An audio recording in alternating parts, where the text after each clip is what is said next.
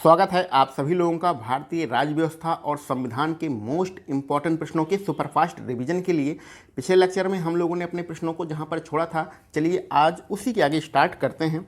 आज का हमारा पहला प्रश्न है, सबसे पहले राष्ट्रपति शासन कहां पर लागू किया गया था? तो इस राष्ट्रपति शासन को हम लोग राज्य आपातकाल भी कहते हैं और ये भारतीय संविधान के अनुच्छेद 356 में बताया गया था।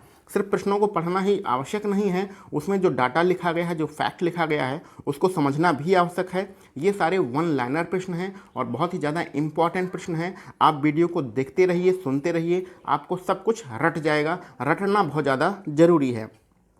तो सबसे पहले राष्ट्रपति शासन कहाँ पर लगाया गया था? राष्ट्रपति शासन को हम लोग राज्य आपातकाल भी कहते हैं और ये भारतीय संविधान के अनुच्छेद 356 में इसके बारे में बताया गया है। तो सबसे पहले राष्ट्रपति शासन लगाया गया था पंजाब में, और कब लगाया गया था? 1951 में, यानी कि भारतीय संविधान 1950 में लागू हुआ था और इस भारतीय संविधान लागू होने के जस्ट एक साल बाद 1951 में पंजाब में पहली बार राष्ट्रपति शासन लगाया गया, जो कि आर्टिकल 356 के तहत बताया गया है। आगे बढ़ते हैं। राष्ट्रपति शासन जब लगाया जाता है तो उसकी न्यूनतम और अधिकतम अवधि कितनी होती है? तो राष्ट्रपति शासन, यहाँ पर एक चीज़ और समझ लीजिए कि राष्ट्रपति शासन लगाने का जो आदेश होता है वो राष्ट्रपति द्वारा दिया जाता है। तो उसकी जो न्यूनतम अवधि होती है वो 6 माह होती है, यानी एक बार में राष्ट्रपति शासन 6 माह के लिए लगाया जाता है और 6 माह करके इस राष्ट्रपति शासन को अधिकतम 3 वर्ष के लिए बढ़ाया जा सकता है। तो अगर आपको अधिकतम पूछे तो वहाँ 3 वर्ष बताना है, न्यूनतम पूछे तो वहाँ पर आपको 6 वर्ष बताना है। चलिए आगे बढ़ते हैं अपने अगले प्रश्न पर। संविधान के किस अनुच्छेद में भारत में एक उपराष्ट्रपति होगा ऐसा बताया गया है? तो संविधान के अनुच्छेद 63 में भारत का एक उपराष्ट्रपति होगा, इस बात की व्यवस्था की गई है। तो संविधान के अनुच्छेद 63 में भारत में एक उपराष्ट्रपति होगा ऐसा बताया गया है, यानी उपराष्ट्रपति के बारे में आर्टिकल 63 आपको बताता है। आर्टिकल 63 उपराष्ट्रपति, इस चीज़ को आप रख लीजिएगा। आगे बढ़ते हैं। यदि राष्ट्रपति का पद रिक्त हो तो उसका कार्यभार कौन संभालता है? तो ये प्रश्न तो हम लोग बचपन से ही पढ़ते आ रहे हैं। यदि राष्ट्रपति अपने पद पर काम ना कर रहा हो, उसका पद रिक्त हो, तो उपराष्ट्रपति राष्ट्रपति का कार्यभार संभालता है। आगे बढ़ते हैं। राष्ट्रपति और उपराष्ट्रपति के चुनाव संबंधी विवादों का निपटारा कौन करता है? तो यदि राष्ट्रपति और उपराष्ट्रपति का जो चुनाव होता है उसमें कुछ भी विवाद होता है तो उन सारे विवादों का निपटारा जो है सिर्फ और सिर्फ सर्वोच्च न्यायालय ही करता है। उच्च न्यायालय भी राष्ट्रपति और उपराष्ट्रपति के विवादों का निपटारा नहीं करता है। सिर्फ और सिर्फ सर्वोच्च न्यायालय ही राष्ट्रपति और उपराष्ट्रपति संबंधी चुनाव के विवादों का निपटारा करता है। चलिए आगे बढ़ते हैं अपने अगले प्रश्न पर। भारत के प्रथम उपराष्ट्रपति कौन है? ये सबको पता है, डॉक्टर एस राधाकृष्णन भारत के पहले उपराष्ट्रपति थे। चलिए आगे बढ़ते हैं।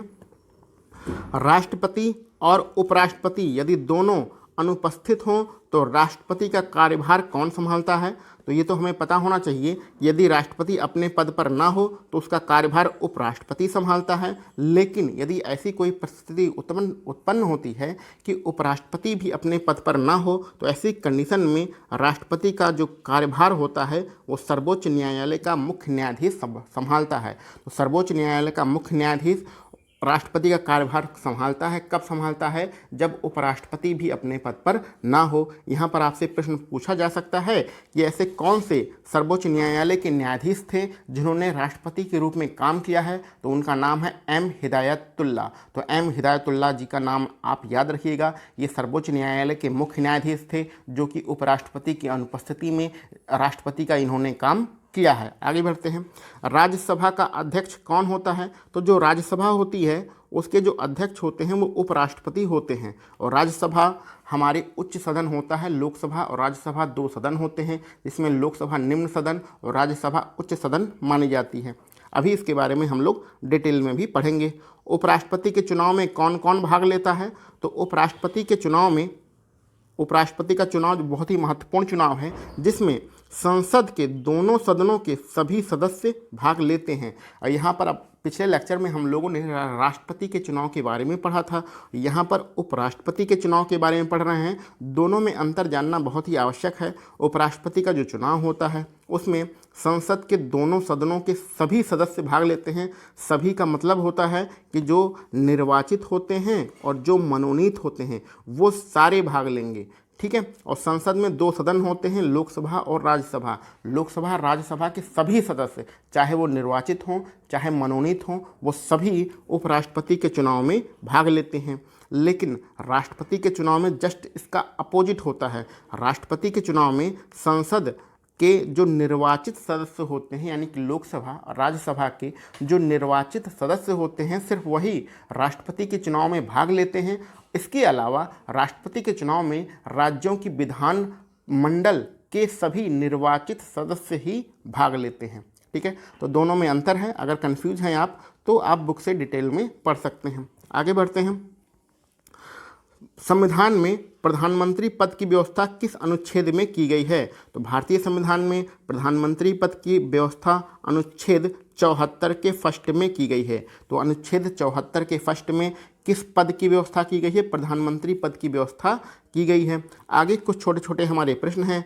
भारत के पहले प्रधानमंत्री कौन है? ये तो सबको पता है, पंडित जवाहरलाल नेहरू। भारत के पहले उप प्रधानमंत्री कौन है? सरदार वल्लभ भाई पटेल। और यही भारत के पहले गृह मंत्री भी थे।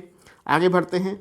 मंत्रिमंडल और राष्ट्रपति के बीच में कड़ी का काम कौन करता है? तो मंत्रिमंडल और राष्ट्रपति के बीच में कड़ी का जो काम करता है वो प्रधानमंत्री करता है, क्योंकि प्रधानमंत्री के ही कहने पर राष्ट्रपति मंत्रियों की नियुक्ति करता है। इस प्रकार मंत्रिमंडल और राष्ट्रपति के बीच में कड़ी का काम प्रधानमंत्री करता है। आगे बढ़ते हैं। मंत्रिपरिषद का निर्माणकर्ता और संहारक कौन होता है?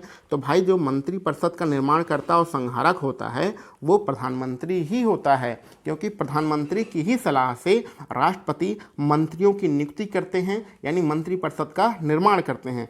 तो निर्माण तो जो आदेश होता है वो तो राष्ट्रपति देता है, लेकिन सलाह किसकी मानी जाती है? प्रधानमंत्री की मानी जाती है। इस प्रकार प्रधानमंत्री मंत्रिपरिषद का निर्माणकर्ता और संहारकर्ता भी होता है। यदि प्रधानमंत्री ये कह देगा कि आपको इस्तीफा देना है तो सभी मंत्रियों को सामूहिक रूप से इस्तीफा देना पड़ता है, ठीक है। तो प्रधानमंत्री संहारकर्ता और निर्माणकर्ता होता है संपूर्ण मंत्रिपरिषद का। आगे बढ़ते हैं।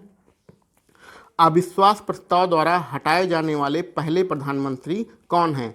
तो भारत में अविश्वास प्रस्ताव द्वारा हटाए जाने वाले पहले प्रधानमंत्री विश्वनाथ प्रताप सिंह हैं। तो विश्वनाथ प्रताप सिंह अविश्वास प्रस्ताव द्वारा हटाए जाने वाले पहले प्रधानमंत्री हैं।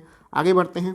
पहले गैर कांग्रेसी प्रधानमंत्री कौन है? तो पहले जो गैर कांग्रेसी प्रधानमंत्री हैं वो मोरारजी देसाई हैं। आपातकाल खत्म होने के बाद 1977 में जो चुनाव हुआ था तो उसमें जनता दल की सरकार बनी थी, जिसमें मोरारजी देसाई को प्रधानमंत्री बनाया गया था। चलिए आगे बढ़ते हैं। प्रथम पूर्णतः गैर कांग्रेसी प्रधानमंत्री कौन है? पूर्णतः यहाँ पर क्या लिखा है? पूर्ण रूप से गैर कांग्रेसी प्रधानमंत्री कौन है? तो जी सबसे पहले जब मोरारजी देसाई प्रधानमंत्री बने थे तो ये पहले कांग्रेस में ही शामिल थे। कांग्रेस से इस्तीफा देके जनता दल पार्टी में शामिल हुए और फिर इन्होंने सरकार बनाई और फिर प्रधानमंत्री बने। तो ये पहले कांग्रेसी ही थे। लेकिन अगर आपसे पूछा जाए कि पूर्ण रूप से गैर कांग्रेसी प्रधानमंत्री कौन है, तो भारतीय जनता पार्टी के अटल बिहारी वाजपेयी पूर्ण रूप से गैर कांग्रेसी प्रधानमंत्री थे भारत में सबसे पहले। आगे बढ़ते हैं। यूएनओ यानी कि यूनाइटेड नेशन ऑर्गेनाइजेशन संयुक्त राष्ट्र संघ में अटल बिहारी वाजपेयी ने सबसे पहली बार भाषण कब दिया था? तो संयुक्त राष्ट्र संघ में अटल बिहारी वाजपेयी जी ने सबसे पहली बार भाषण 1977 में दिया था। चलिए आगे बढ़ते हैं। प्रधानमंत्री जो पद ग्रहण के समय किसी भी सदन के सदस्य नहीं थे, यानी कि ऐसे कौन से भारत में प्रधानमंत्री हैं जिन्होंने पद ग्रहण के समय किसी भी सदन के सदस्य नहीं थे? तो भारत का प्रधानमंत्री बनने के लिए आपको लोकसभा अथवा राज्यसभा का सदस्य होना आवश्यक है। लेकिन यदि आप इन दोनों सदनों के सदस्य नहीं हैं तब भी आप प्रधानमंत्री बन सकते हैं, लेकिन आपको 6 माह के अंदर दोनों में से किसी एक सदन की सदस्यता लेनी होगी। तो ऐसे कौन से प्रधानमंत्री हैं जो किसी भी सदन के सदस्य नहीं थे, अपने पद ग्रहण करते समय तो उनका नाम है पीवी नरसिम्हा राव, जो कि कांग्रेस के प्रधानमंत्री थे। तो पीवी नरसिम्हा राव अपना पद ग्रहण करते समय किसी भी सदन के सदस्य नहीं थे। चलिए आगे बढ़ते हैं। पद से त्यागपत्र देने वाले, अपने पद से त्यागपत्र देने वाले पहले जो प्रथम राष्ट्रपति हैं उनका क्या नाम है? तो अपने पद से त्यागपत्र देने वाले भारत के पहले राष्ट्रपति बीबी गिरी हैं। तो बीबी गिरी ऐसे राष्ट्रपति हैं जिन्होंने अपने पद से त्यागपत्र दे दिया था। आगे बढ़ते हैं। एक भी दिन संसद का सामना ना करने वाले प्रधानमंत्री कौन हैं? तो ऐसे कौन से प्रधानमंत्री हैं जो एक भी दिन संसद में उपस्थित नहीं हुए? संसद का मतलब ना तो लोकसभा गए और ना राज्यसभा गए। तो ऐसे प्रधानमंत्री का नाम है चौधरी चरण सिंह। जब ये प्रधानमंत्री बने तो उस समय संसद का कोई भी सदन नहीं चल रहा था और ये बहुत ही जल्दी प्रधानमंत्री पद से हट गए थे, तो इस प्रकार ये किसी भी सदन में उपस्थित नहीं हो पाए। चलिए आगे बढ़ते हैं। राज्यसभा का गठन कब हुआ था? तो राज्यसभा का गठन भारत में पहले चुनाव के बाद, प्रथम चुनाव के बाद 1952 में पहला चुनाव हुआ था भारत में, और प्रथम चुनाव के बाद 3 अप्रैल 1952 को राज्यसभा का गठन किया गया। तो राज्यसभा का गठन 3 अप्रैल 1952 को याद रखिएगा। और इसके एक महीने बाद और 3 दिन बाद, 1 महीने 3 दिन बाद क्या हुआ? 6 मई 1952 आया। तो 6 मई 1952 में क्या हुआ? लोकसभा का गठन किया गया। तो ये डेट बहुत ज़्यादा इंपॉर्टेंट है, रट लीजिएगा। 3 अप्रैल 1952 राज्यसभा का गठन किया गया भारत में पहले प्रथम चुनाव के बाद, और उसके 1 महीना 3 दिन बाद क्या हुआ? 6 मई 1952 आया और उसमें क्या हुआ था? लोकसभा का गठन किया गया था। आगे बढ़ते हैं। संघ सरकार का विधानमंडल कौन होता है? तो संघ सरकार का मतलब केंद्र सरकार, और विधानमंडल का मतलब होता है जहां पर सारे नियम कानून बनते हैं। तो केंद्र सरकार अपने नियम कानून कहां बनाती है? लोकसभा में बनाती है। तो इस प्रकार संघ सरकार का विधानमंडल लोकसभा होता है। संसद का निम्न सदन कौन सा होता है? निम्न मतलब निचला सदन, तो हमें पता है निचला सदन कौन सा होता है? लोकसभा। उच्च सदन कौन सा होता है? राज्यसभा। आगे बढ़ते हैं। लोकसभा अध्यक्ष अपना त्यागपत्र किसे देता है?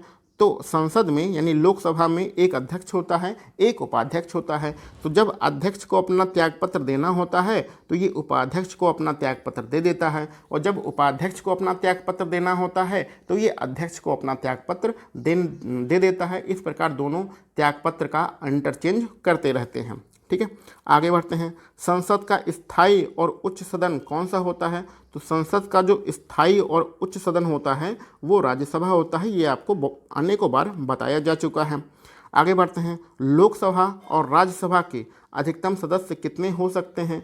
तो लोकसभा के जो अधिकतम सदस्य हैं भारतीय संविधान के अनुसार वो 552 हो सकते हैं, और राज्यसभा में जो अधिकतम सदस्य हो सकते हैं भारतीय संविधान के अनुसार वो 250 हो सकते हैं। तो लोकसभा में मैक्सिमम 552 हो सकते हैं, राज्यसभा में मैक्सिमम 250 हो सकते हैं। ये सारी चीज़ें, इसमें से अधिकांश चीज़ें आपको आती होंगी, बस आप सुनते रहिए और रटते रहिए। राज्यसभा के सदस्यों का कार्यकाल कितना होता है? अब यहाँ पर कंफ्यूज मत होइएगा। राज्यसभा में जो सदस्य चुने जाते हैं वो 6 वर्ष के लिए चुने जाते हैं, ठीक ना भैया। और लोकसभा में जो सदस्य चुने जाते हैं, जो आपका चुनाव होता है लोकसभा का, जिसके तहत प्रधानमंत्री का निर्णय होता है, वो 5 वर्ष के लिए चुने जाते हैं। तो राज्यसभा में 6 वर्ष के लिए, लोकसभा में 5 वर्ष के लिए। अब आपके एक बहुत ही महत्वपूर्ण समिति के बारे में बताया गया है जिसका नाम है प्राक्कलन समिति। तो प्राक्कलन समिति की विशेषता ये है कि ये लोकसभा के सदस्यों से ही मिलकर बनाई जाती है।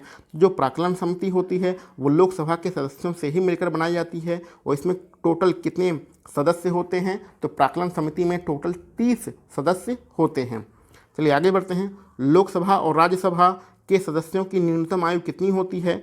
तो लोकसभा का अगर आपको चुनाव लड़ना है तो न्यूनतम आयु 25 वर्ष होती है, और राज्यसभा के सदस्य का अगर आपको चुनाव लड़ना है तो न्यूनतम आयु आपकी 30 वर्ष होनी चाहिए। तो इसलिए राज्यसभा में सदस्यों की न्यूनतम आयु 30 वर्ष, लोकसभा में सदस्यों की न्यूनतम आयु 25 वर्ष होती है।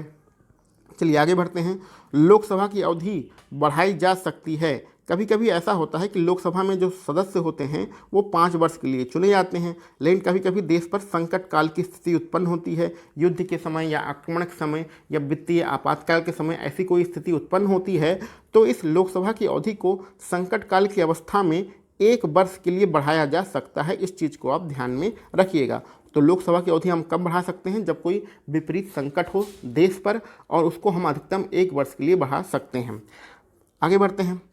पहली बार विपक्षी दल के नेता को मान्यता कब दी गई? यानी कि विपक्ष का जो नेता होता है, प्रमुख नेता होता है, उसको कभी विपक्षी दल की मान्यता नहीं दी जाती थी, लेकिन 1969 में क्या हुआ, इसे विपक्षी दल के नेता के रूप में मान्यता दिया गया, जिसके तहत इसे कैबिनेट मंत्री का दर्जा दिया जाता है। यानी विपक्ष का जो नेता होता है उसको भी कैबिनेट मंत्री का दर्जा दिया जाता है। तो ये स्थिति कब से स्टार्ट हुई है? 1969 से ये स्टार्ट किया गया है। तो ठीक है, आज के लिए हम लोग बस इतने ही प्रश्न रखते हैं। इसके आगे के प्रश्नों को हम लोग अपने अगले लेक्चर में सॉल्व करेंगे। ये वन लाइनर प्रश्न हैं, बहुत ही मोस्ट इम्पॉर्टेंट प्रश्न हैं जो बार बार आपकी परीक्षाओं में पूछे जाते हैं। वीडियो को देखते रहिए, सुनते रहिए, आपको सारी चीज़ें रट जाएंगी और इन्हीं में से कोई ना कोई प्रश्न आपकी परीक्षा में पूछा जाएगा।